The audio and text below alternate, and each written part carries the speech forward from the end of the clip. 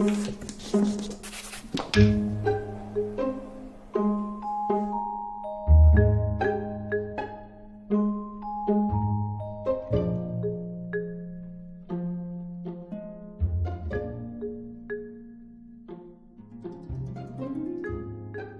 everyone, welcome back. Hopefully you're here, you took this course overall because you might have known us from our paintings while working on film. We love finding ways to visually tell a story. And this is something that we are working on constantly. We're working on it now. We've worked on it over the last decade of our careers. And we're going to keep working on it until we're not painting anymore, I think, right? It's a journey that I think, all of us want to be on. That's why I assumed you took this class. And so we're going to try to share with you what we've learned over our career so far, and take you along, and hopefully there'll be bits and nuggets that you're going to glean and take for yourself. But hopefully you also are forging your own path, searching for your own way to tell stories visually. Yeah, everything we've covered in the first 5 weeks is really about, learning from observation, because you want to use that knowledge and apply it here, right? And how you can apply this kind of believable sensibility that you appreciate from life to tell your own story or help somebody else's story. That's a fun part, and I know you want to do it because I know you took our class because of it. This is gonna be really the meat of our course. It's gonna be fun. Let's get started.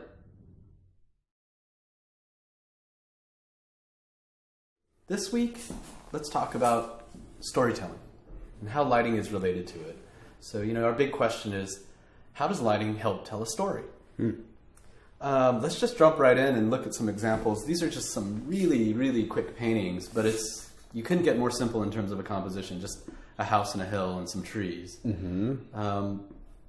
But if we took this and kind of crossed it with a statement like, finally the journey came to an end, we were home. Right? There's a bit of a story now. Right. There's a bit of a story. But the question really is how can lighting affect this statement, this idea? I think. So let's look at one lighting situation. So finally the journey came to an end. We were home. This is kind of this backlit chateau on the hill. And this gives you hopefully one kind of feeling. Yeah, a lot of atmosphere, and you're kind of walking towards the light, huh? Walking towards the light. Everything's kind of backlit. So let's change the lighting on this and see how that might affect it. And so here we have this kind of night scene. Lights are all off. There's a dim glow at the bottom of the chateau. It gives this statement a different meaning, hopefully. Yeah, and even you might think, oh, what happens? Is there anything that might be waiting for you? You just start to feel it's exactly the same composition, same design, and same statement, but the lighting gives you a different feeling.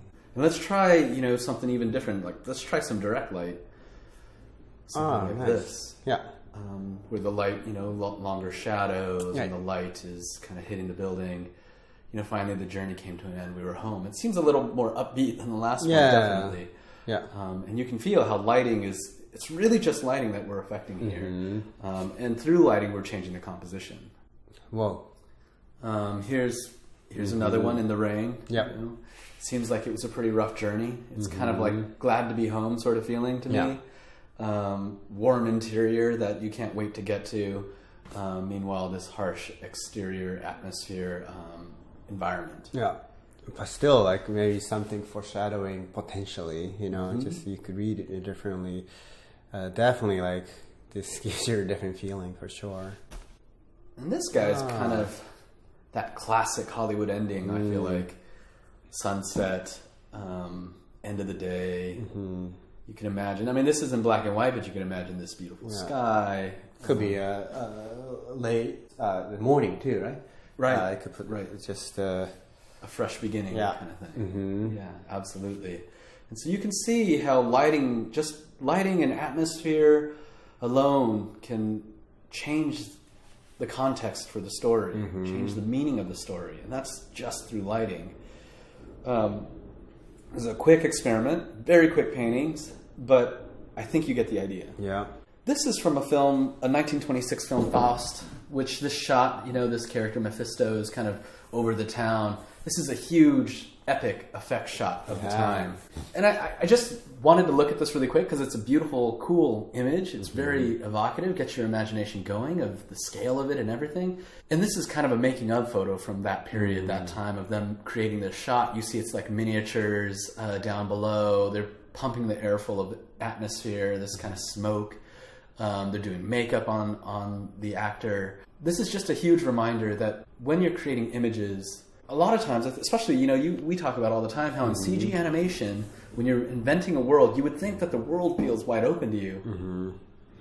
But I actually have found that a lot of times in live action filming, they push what's really believable a lot more. Yeah, definitely. I think that's the lesson, we have to learn in CG animation world, that we aren't quite taking advantage of the medium as much as we think we are, because we're still stuck in, trying to create the reality. And yet live action is busy trying to create the illusion of the feeling by pushing things here and there. And that's what's great about, this is such a great example that, it didn't really matter. Like if you look at this, it kind of makes it's silly, but if you look at the actual film footage, how you feel, especially back then when, CG special effects weren't available. Absolutely. So rather than this week talking about how to paint, we're going to start to talk about a design process, a way of thinking, a way of approaching a problem. And we've broken it down to kind of 5 different steps. Very simple. 1 is asking yourself, what is the most important thing to convey to the audience? 2 is, how do you connect with this idea on a personal level? 3 is really always reminding yourself to think about context. Right. And the next 2 are very standard to a lot of design processes, which is research and paint. Right. Paint being execute this idea, communicate this idea. So we're really going to focus on the first 3. The first one being, what is the most important thing to convey to the audience? And I think really this statement, what is the most important thing to convey to the audience, is about prioritizing. Right. What is the absolute most important thing? Is it the emotional beat? Is it the feeling? Is it the story point? Is there some sort of plot point that you need to reveal? Yeah. And I think overall, we always try to ask ourselves, how do we want the audience to feel? How do you want that viewer to feel when they look at something? You want to look at some photography? Let's take a look. This is a photograph of Miles Davis by Dennis Stock in 1958. But I really love this image because it's so clear. When we ask ourselves, what's the most important thing? Clearly it's Miles Davis. And beyond that, I love this, and I don't know how intentional this is, but I love how his hands disappear into the atmosphere. It just makes me feel like the music becomes a part of the atmosphere, like it's filling the room. And I also like to think about the alternatives to this, like how might you change what the most important thing in this photograph is. So for instance, what might you do if you wanted the story to really be about the guy in the foreground and not the musician? The girl in the foreground. Guy or girl. Yeah, then you would either light her or you would bring attention to her more than Miles, right? Yeah, like we might shine a light on her and drop Miles back into the background. Maybe we don't backlight him quite like that. And then, if you wanted to change the story even more, it's not about characters. We're really making a statement about drinking. We might change again the lighting so that we specifically are looking at the glasses on the table. But this is a great photo too of just what's the most important thing, Miles Davis, and then what's the next most important thing is the fact that this kind of mood, this feeling that's being created by the lighting and atmosphere. Let's look at another example. This is from Night of the Hunter, a film from 1955. Yeah, that's great. It definitely gives you the spooky feeling of this, house in this foggy environment. Yeah, and I just love I feel like if you turned the lights on, it would just be a old farmhouse sitting out in a field out in the country. But I love the lighting is really making this such a bold statement about the mystery of this shot, the ambiance in the field. Here's almost the opposite, this kind of heroic building. And it's, I think this is really important too to talk about. There are other elements that combine with lighting to make something feel like this. And so in this case, it's really about the scale of the building, really making this building feel so, I would say, heroic. And this is from Franklin Booth, the artist. So you can see how lighting really helps that. Here's a shot of Mother Teresa. And, I feel like here the lighting is almost part of the idea. Yeah. She's a very religious figure and a great kind of humanitarian. Yeah.